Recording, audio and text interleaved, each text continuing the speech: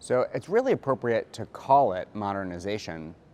rather than innovation, because in a lot of cases, what we're really trying to do is just bring the government, in our case, the Department of Defense, up to a commercial standard. And one of the things that I think has been most significant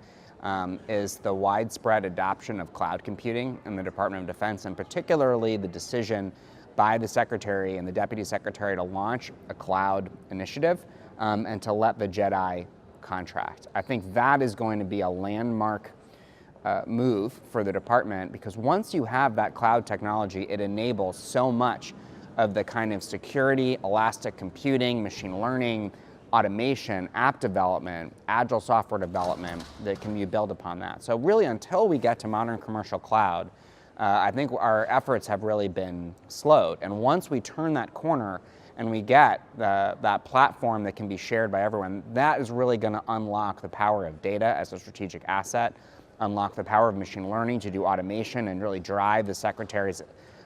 second line of effort around efficiencies. It's really going to push us where we need to go. So I think we're really looking forward to that. Something else that I think has been a really important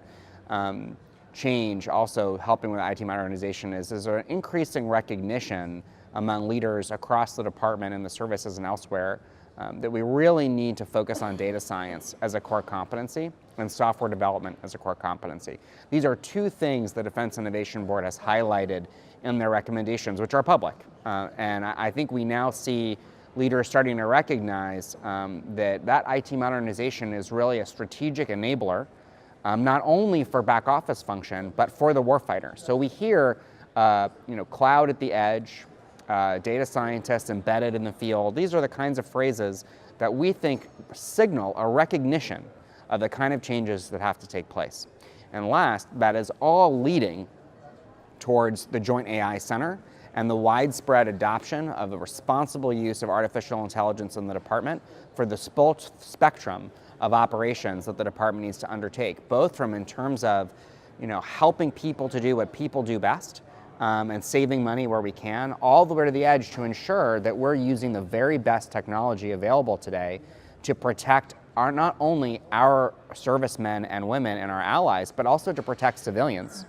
and to keep people out of harm's way by using increasingly precise technology to make sure that we are able to check and double check and triple check that when we are making the important decision, when a human being is making the important decision about whether or not to commit forces or potentially to take life, that we're doing that with all of the available data and the best analysis that we can provide. And I think that that's a really exciting wave that we are now pushing forward that is going to be able to really help us succeed in our mission, but also to do so responsibly and ethically.